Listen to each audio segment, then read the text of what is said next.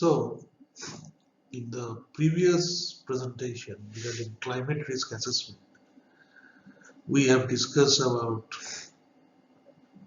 why climate risk assessment is required, or what is climate risk assessment, why climate risk assessment is required, what are the different categories of climate risk, and also how to assess those type of risk. And we have also learned the terminologies regarding hazard, vulnerability, sensitivity, exposure, etc. terms. And also we have learned about the natural hazard-based risk assessment methods and vulnerability-based risk assessment methods. And also we have discussed about the IPCC recommended risk assessment procedure, how we can assess the risk. So today, this is nearly what the procedure of the risk assessment measures, the graphical representation. You can see that what I can say is risk is a mixture of hazards, that means events which can cause damages, vulnerability, that is how adaptive that region is to those hazards, or how sensitive those region is to those hazards. This is vulnerability. And exposure means, what is exposure? Means the degree of vulnerability or degree of sensitivity observed in that location. As I have discussed that generally the low-lying area are highly exposed to hazards compared to the high altitude areas. So highly exposed is the low-lying and lowly exposed is the high altitude area. Now, in case of climate, you can see there are natural variability and climate change due to anthropogenic activity. That is the global warming, and that has changed the climate of various locations. And this anthropogenic climate change is contributed by the emissions of GHG gases and also the rapid conversion of forest land to agricultural land, and agricultural land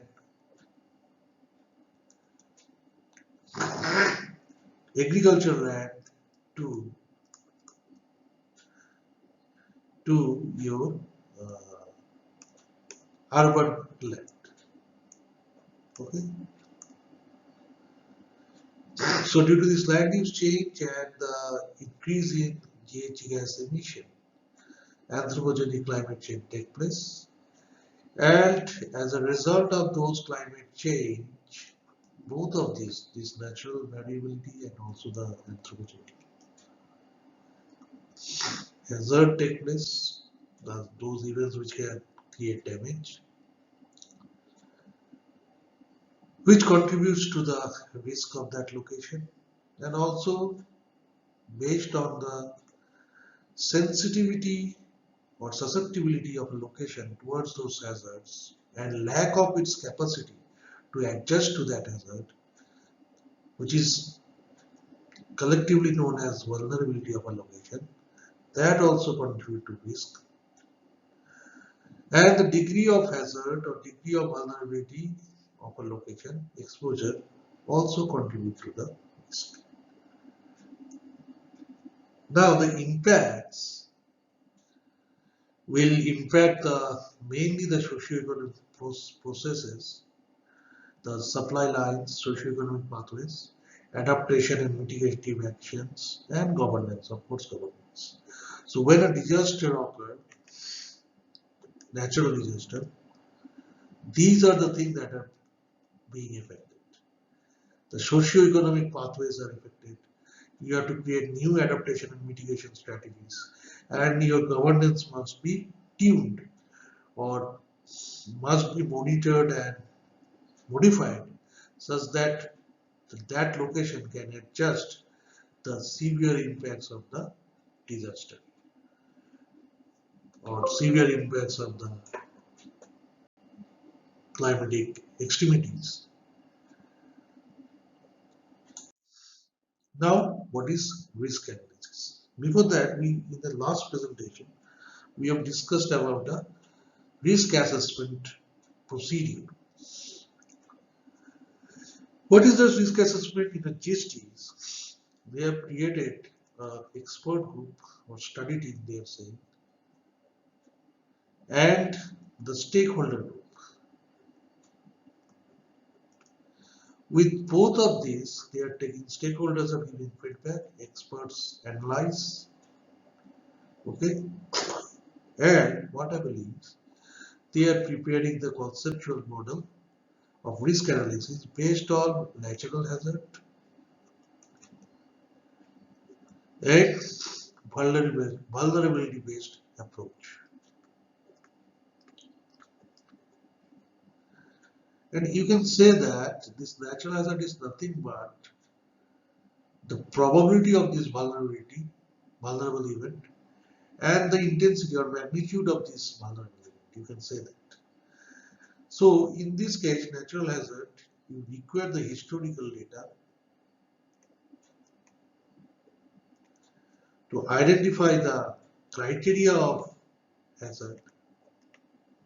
That is, not all event is hazardous or not all event is extreme event. There must be a criteria. If that criteria is met by an event, then it can be said that this is a hazardous event or this is an extreme event. And remember that extreme event and hazardous event is also separate. All extreme event cannot be hazardous event. Okay, and also all hazardous event cannot be extreme event. Because extreme event is a event which is a very small probability. It is a very rarest of rare event. As generally what we have seen is whenever this extreme event take place, it can damage infrastructure of that location, livelihood of this location, and the entire socio-economic strata of that area. Whenever some extreme event has taken place. And as a result, what happens is we generally say that if there is an extreme event, it will convert into a hazardous event. Because that extreme event will definitely damage either the infrastructure, what I say infra, or the economy, but also the life of either human being or flora, fauna, etc. So whatever is, this environment also get impacted. So this extreme event will damages all these things. Then it becomes hazardous event.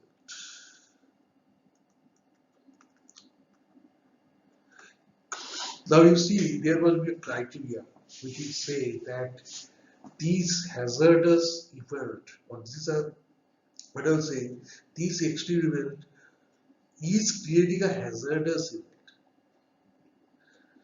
You see a sudden winter time rainfall damages crop, but that the degree of damage for that event is not as much as the degree of damage due to super cyclones, right?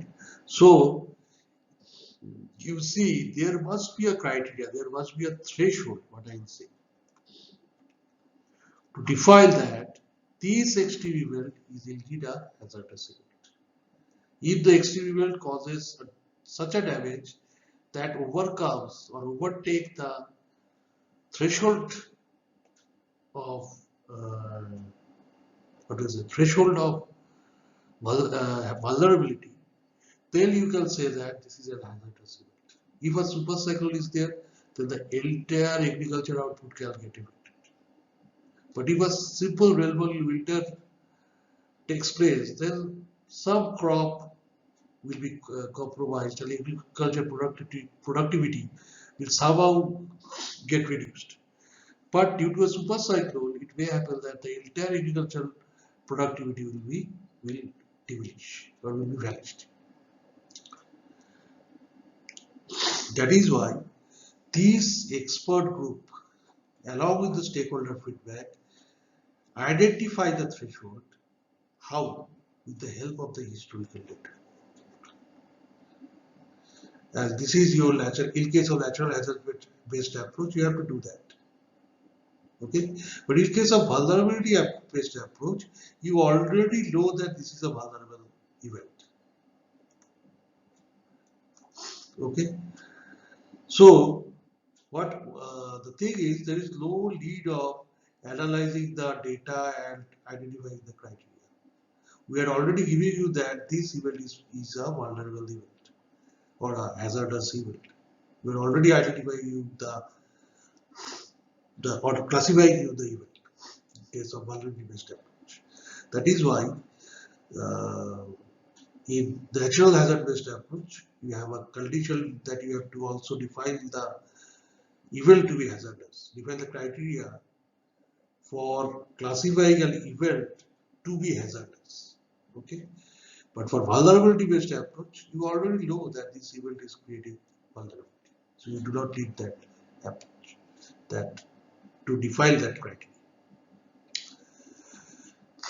So let us come back to this presentation. You see, what is risk analysis? This is a proven way of identifying and accessing the factors that could negatively affect the success of a business or project. This is in terms of business. But in terms of climate change or climatic activity, you can say that you have to, in risk analysis, you have to identify those factors which can create hazards. Okay, which can create hazard and those hazards which can create vulnerability in the location. Also, this is what risk analysis in terms of climate change, climatic vulnerability. Okay, so what are the steps of this risk analysis? As I have already said, you have to identify the hazard. You have to define the threshold that classify an event to be hazardous event.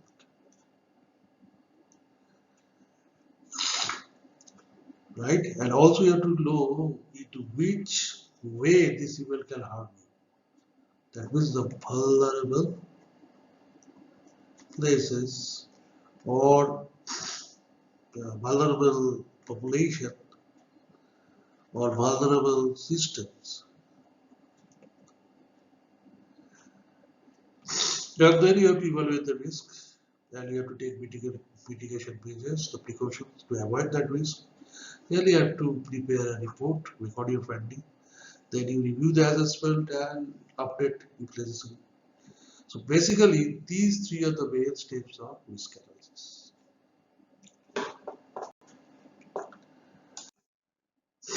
Now you will see how to estimate risk. Okay, this is the statistical definition of risk estimation. What it is saying is risk value is equal to probability of the event into cost of the event. You see, this is more or less similar to natural hazard based approach of risk assessment. There also they are doing probability of the event and magnitude of that extreme event, right? That is what risk in terms of natural hazard based approach, right? So they are also given an example. So you see, there are if 80% chance is there, 80% probability of is there that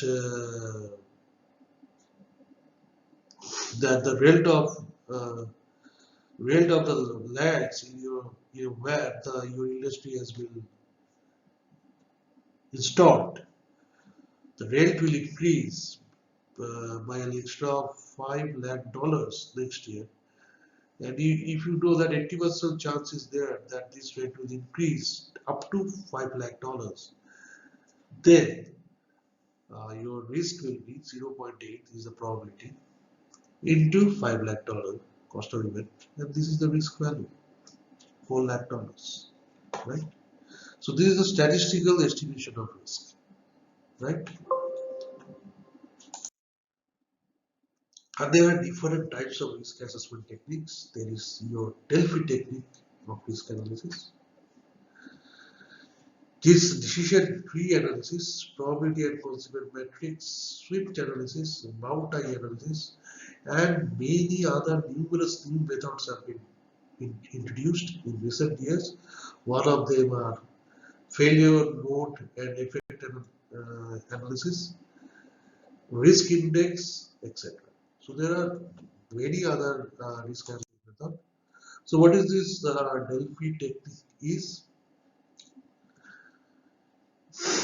Now what happened is then a group of people, a panel of experts is created. Okay. And they have said that they have said or they have been entrusted with the task that to analyze, suppose for your understanding, suppose a river. Now I say that there is two groups.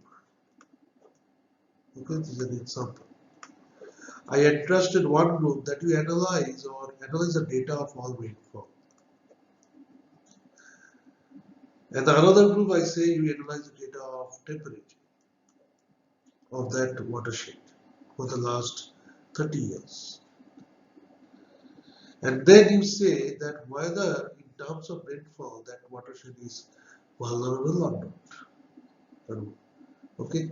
And for another group I say based on the temperature whether this group is vulnerable or not, this watershed. If both the analysis result in vulnerability, then they will take that this river watershed is vulnerable. If they say this is vulnerable, but no, this is not vulnerable, this is okay, then the decision will be undecided. And if both of them say yes, not vulnerable, then it is not vulnerable. So based on the forecast or conclusion done by the expert group for different factors related to the performance of a system, that forecast or that conclusions will help to analyze the risk of the system. Suppose if you take another example, a water treatment plant. It can be analyzed by the raw water quality,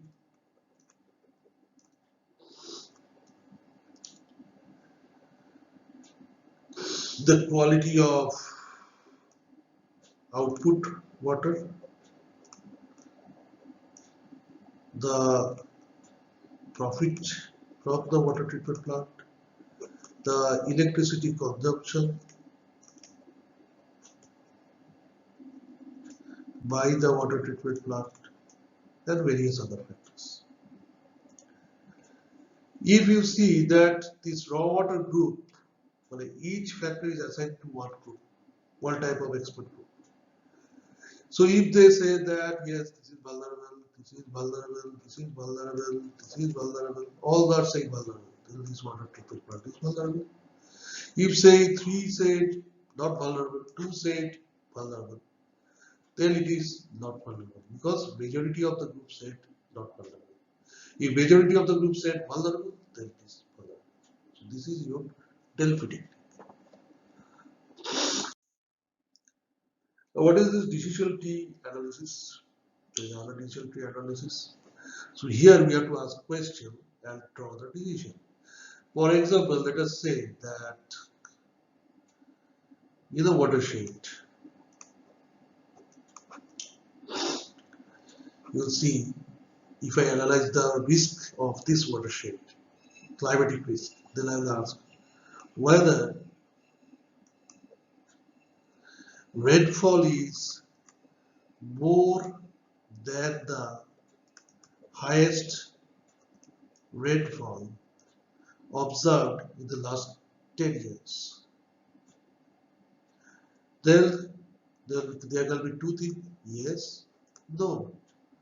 If it is yes, then I will ask in the next question whether the temperature is more than the highest temperature observed in the last 10 years. If this is also yes, then I will ask about humidity, then I will ask about soil moisture.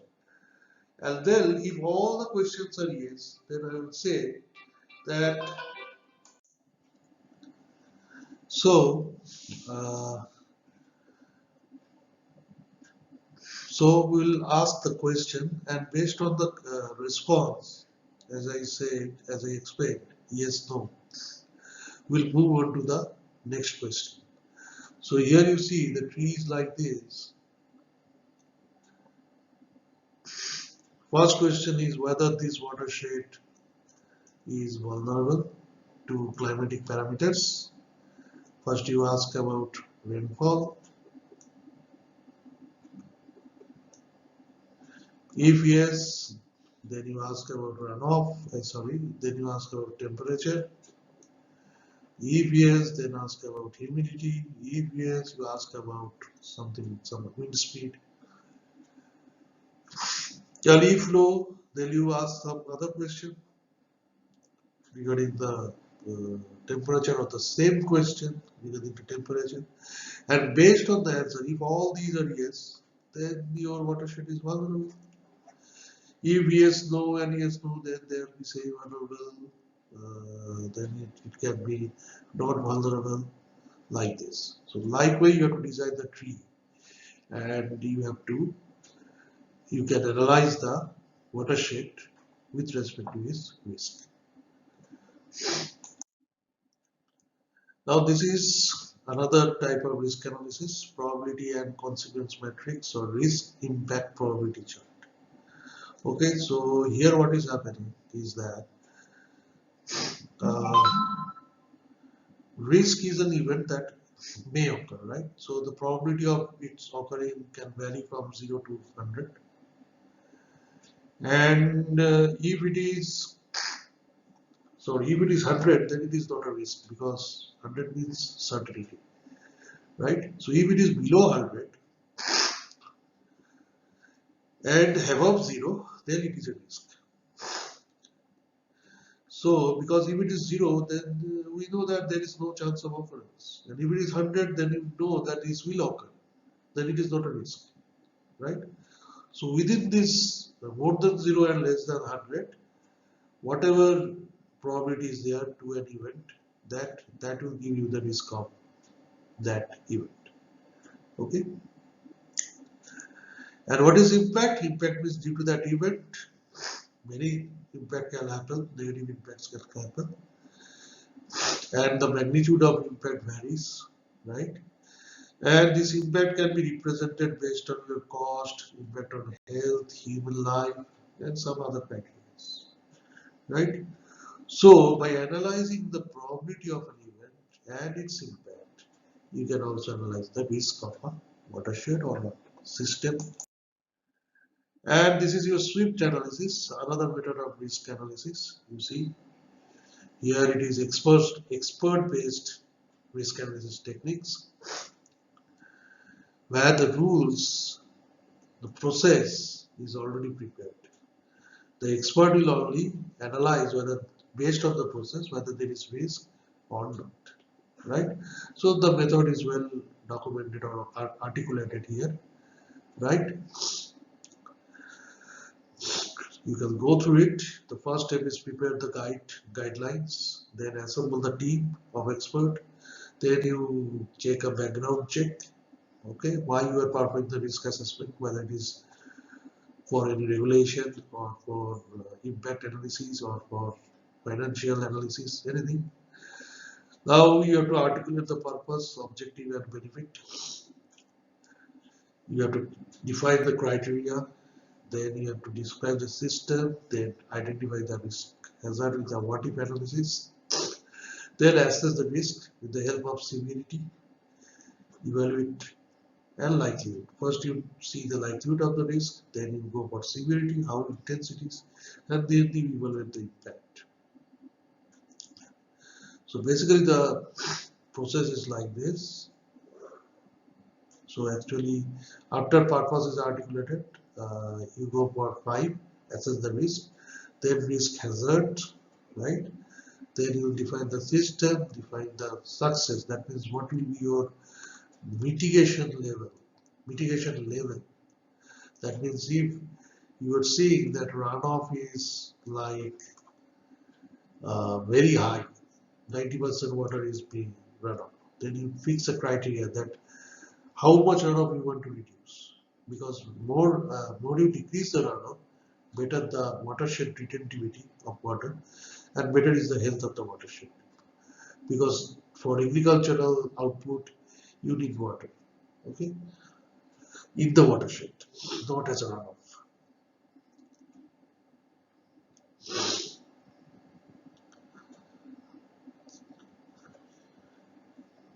And then in the next step, so you are defining the criteria, right?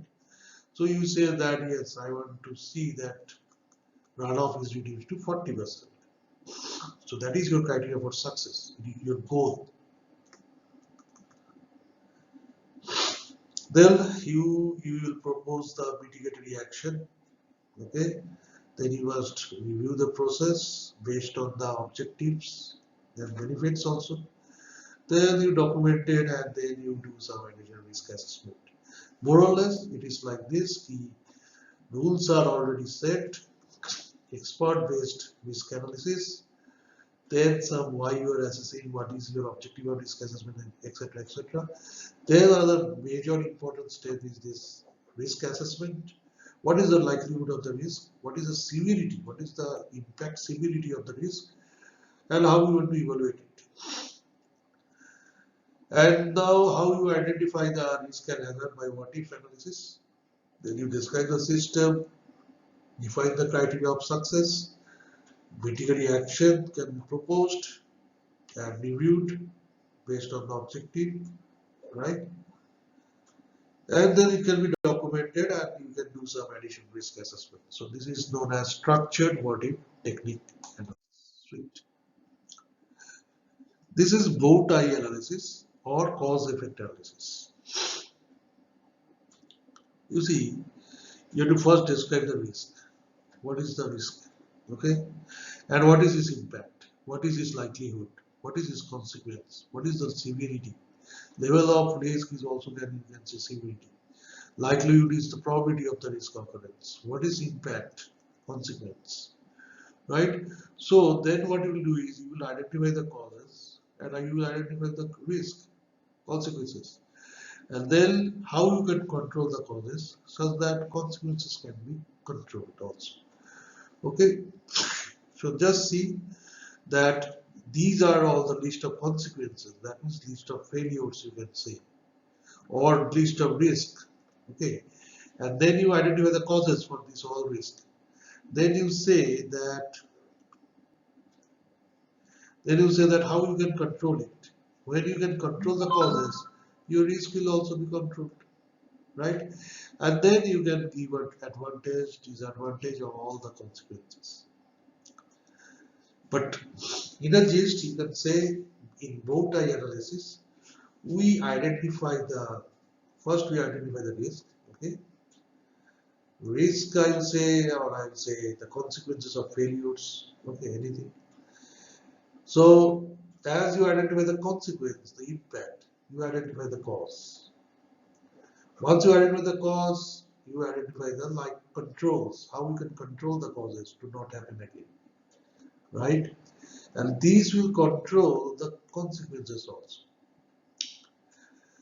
And these preventive control measures will have its own advantage, disadvantages, etc. So that to be noted down also. So this way, consequences. First, I will say risk. What are the consequences? What are the causes? Now, how you can control causes that not occur?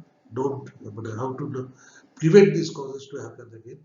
And if you can do that, you can prevent the consequences. And if you can prevent the consequences, you can prevent the risk. And all these preventive pages have its own advantage and disadvantage, and you can also prioritize, because to control one consequences there can be hundreds of measures you can take. Those measures must be prioritized also based on your capacity of the system. Now this is very important. This is a very new method, FNAE, failure mode and effect analysis. Right? It's a very important method. Failure means risk. Okay. Mode and effect analysis. Okay. So what is this? Let us see. So this is your failure mode and effect analysis example. Okay. They are given a seat belt installation process. The example of seat belt installation process at an automobile assembly plant. Right. So first thing is, what are the failures that can occur? You have to jot it down here. You can select the wrong color seat belt. You can select uh, a seat belt which is not fully tightened. You can select a trim cover clip misaligned. These are related to the installation of seat belt, not in. So you see, each of these failure, they have given just three. There might be hundreds. Has its own severity, has its own impact, severity. Some failure can cause massive impact, some failure can cause minimum impact. Based on that, you can rate the severity in a scale of 1 to 10. This is the severity, how severe the effect of this failure. Okay. After that, what is the probability of occurrence of this failure? Based on that, you can rate. Tail is the highest probability, 1 is the lowest probability. Not all failure will occur. There must be the probability. So they are saying to rate the failure based on probability. Then they are saying to rate the probability of detection. Detection means there can be many failures, F1, F2, F3 and Fn. Not all failures are detected. So what is the probability that this failure will be detected or can be detected? That also you can rate in a scale of 1 to 10. And then based on these three parameters, you will calculate the risk preference number, RPL, which is nothing but the multiplication of severity, probability of occurrence, probability of detection. That is, if this is A, this is B, this is C, you just multiply. As both the RPL, okay, both the RPL, more priority must be given to solve this failure.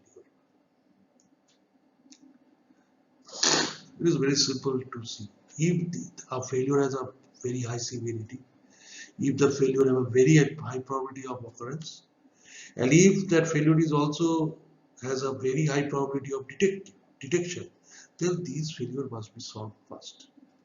Because it is said the failure that you can identify easily and you know that it will happen and you know that it has a disastrous impact, then we must mitigate that failure first and then move to the next failures. Those which have lesser severity, less chance of occurrence, less chance of detection. So that is the thing. So if a failure has a high severity, high occurrence chance and high chance of detection, okay, you have a high RPL and you must prioritize this failure to be solved first before the other failures. This is extremely important concept and it is widely used nowadays in industrial aspects and also to analyze the vulnerability of watersheds. Okay.